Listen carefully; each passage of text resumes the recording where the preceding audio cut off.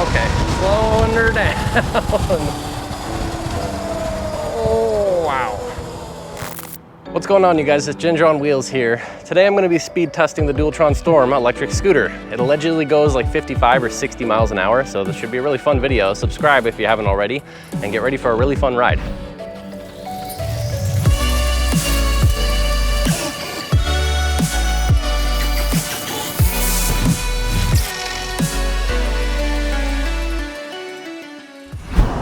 Okay, I'm gonna get called crazy by a lot of people because there are cars.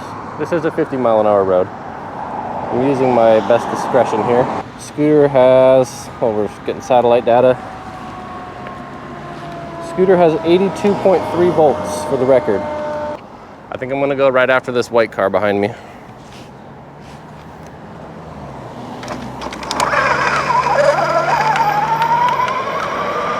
Wow, it's like really hard to keep the front tire on the ground.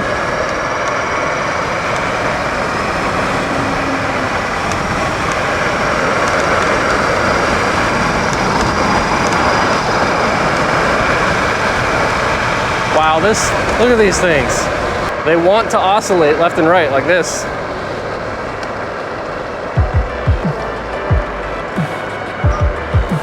Heck, let's just go for a little farther.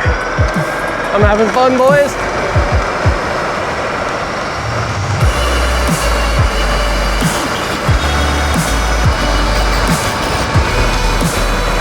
Man, the thing just screams. Whoa, baby. It doesn't feel that fast. It just feels really sketchy, honestly. It feels like it's about 50, maybe low 50s. Sorry, was I yelling again? I always realize in post when I'm editing the videos that I'm like yelling when I'm riding, and I really don't need to be because there's a mic right by my mouth. Oh, that was sketchy.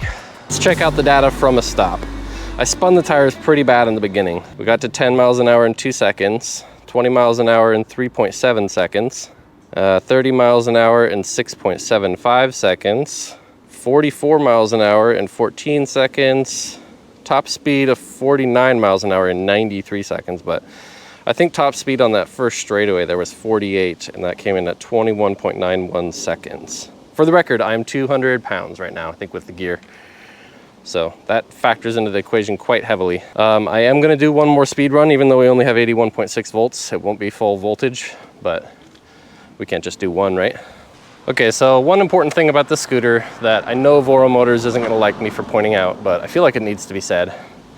The stem on the scooter, it's just really not a good design. I don't know why they decided to hold the top handlebar piece is held on with 2 bolts. There's a bolt that goes through here and here, and it's held on in the back with 2 screws here, or 2 bolts, I mean, nuts. And they did the same thing on the lower section of the stem here. The stem actually slides into this collar, which is clamped together by a bolt, or a nut and a bolt right here. There's 2 of them. However, I have found that when you're riding, you pull on the bars a little bit, this collar actually stretches out a tiny bit. See how it's got a slit in the side of it? So this collar expands just a tiny, tiny, tiny bit. And then all that's holding the handlebars from rocking back and forth is these 2 bolts.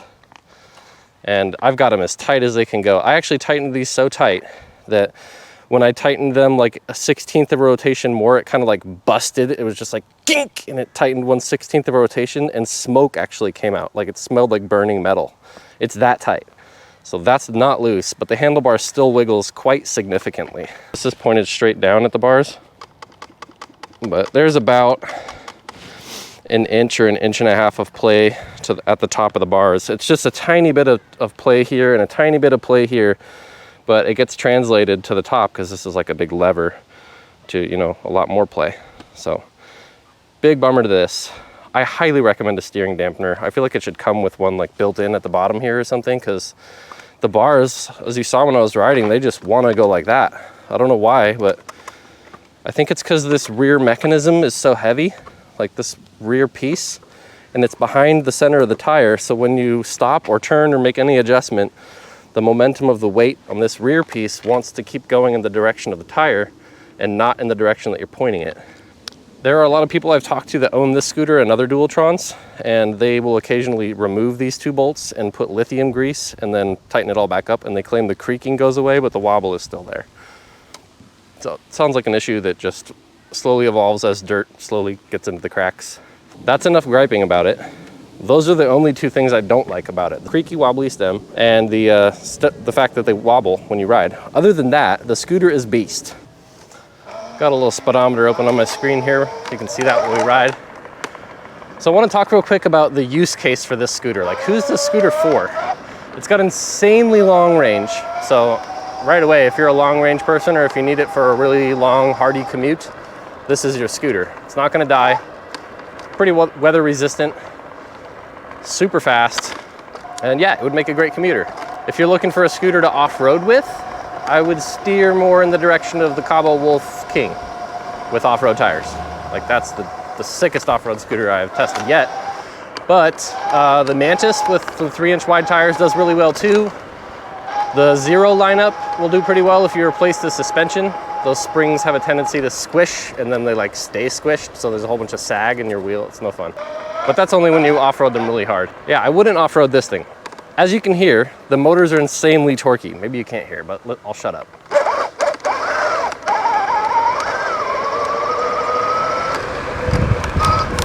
Can you hear that? They just scream.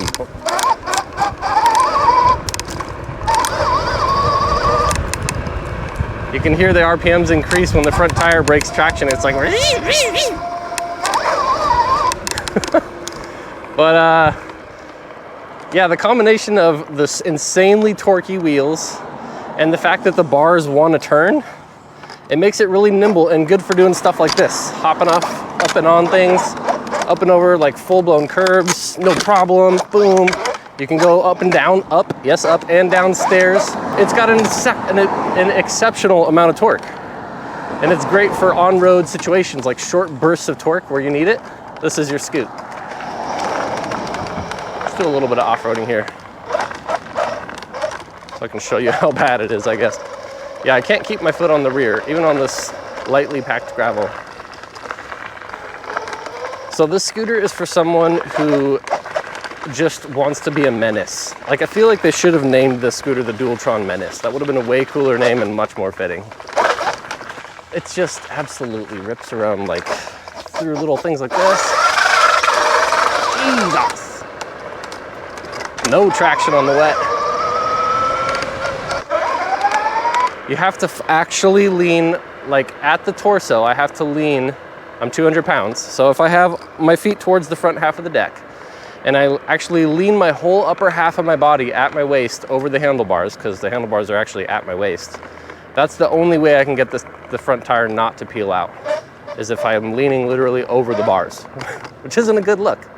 The fact that the tires are rounded really doesn't help the whole traction situation. The weep head tires are like flat on the bottom, more like a car tire, and you get way more traction with those. I suppose if I lowered the PSI, I might get better traction, but lower top speed.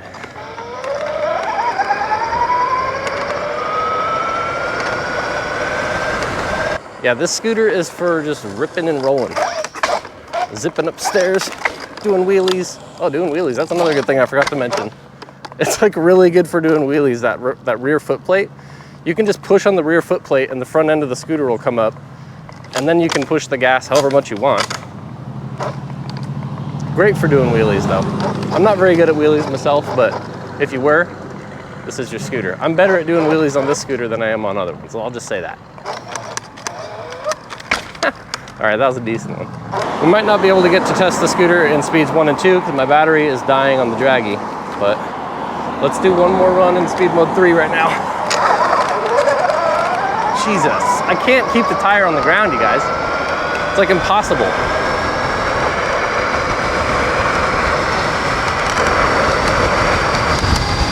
Get way down, both feet on the whole deck. I can't put my foot on the rear foot plate. This is sketchy as heck. I'm just sitting on the board doing a squat, going 50 over a sewer apparently too. Okay, slowing her down. Oh, wow. Oh, it felt super fast. Okay, so let's start from the beginning. We got to 10 miles an hour in 1.6 seconds this time. 30 in 5.51. I don't know why that's randomly in there. We got to 20 in 2.9 seconds. 30 in 5.5 seconds. 40 miles an hour in 11.3. How fast did we go? 55 in 24 seconds. We went 58 miles an hour in 27 seconds. I guess it just consistently accelerates almost just as fast as it does in the beginning, all the way up to 58. 58 miles an hour. I didn't think I was gonna get up to that fast. Congrats, Dualtron Storm, you're super fast. Now sell me a steering dampener. So I don't know if I mentioned or not, but the bars actually wobble side to side this way too, like that. Because these two screws don't thread through the whole stem. They just, there's a screw and then a nut on the end. And that's what's holding this collared piece in. It really should thread all the way through the whole stem piece, but it doesn't. So it wiggles like this, and it wiggles back and forth like that. So cruising around at 60, this thing gets really jiggly really fast. I love the fact that it has a hot swappable battery. I really think they're onto something there, but I don't think it's that feasible. Like, I can't ever imagine riding around with a spare battery on me. So unless you are the type of person who has a really long commute and you want to go really fast the whole way there, and you want to like keep a spare battery at the office charging overnight so you can just swap batteries out when you get there, I don't know. I don't know why you would need a hot swappable battery, but it's a cool idea. We got to admit, right? It's something new. I love how bright all the lights are on this scooter. Like even the stem LEDs and everything, you can see them in the day. That's very rare for LEDs to like be able to see them at all. The rear LEDs on the scooter are insanely bright. This is just the running taillights. When you hit the brake lights, these get even brighter. It has this hazard flashing mode setting, which is really cool. I love the fact that the deck is actually 12 inches off the ground. You can pretty much hop up any curb, and I can actually go upstairs on this thing, like 2 and 3 steps. All right, just for giggles, I'm gonna do a speed test in speed mode 1 from a stop. All the settings are still maxed, so it'll still be really torquey, but here we go. Have to lean all the way over the bars.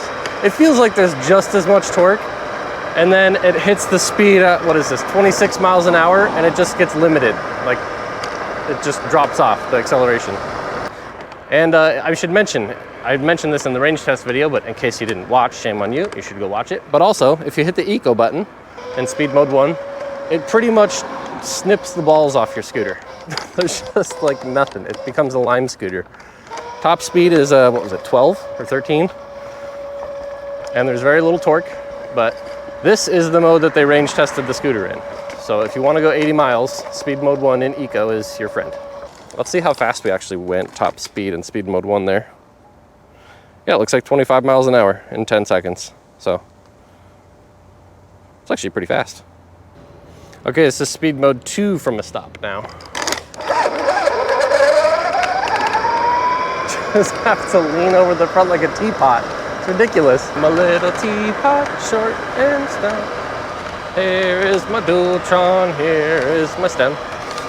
Anyway, let's see how fast that was.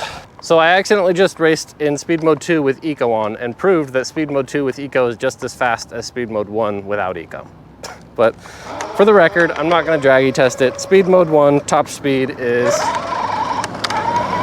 26, and speed mode 2, top speed is, let's see here, exceptionally fast. That doesn't make sense at all. I can still go 47 miles an hour in speed mode 2, so with turbo mode off.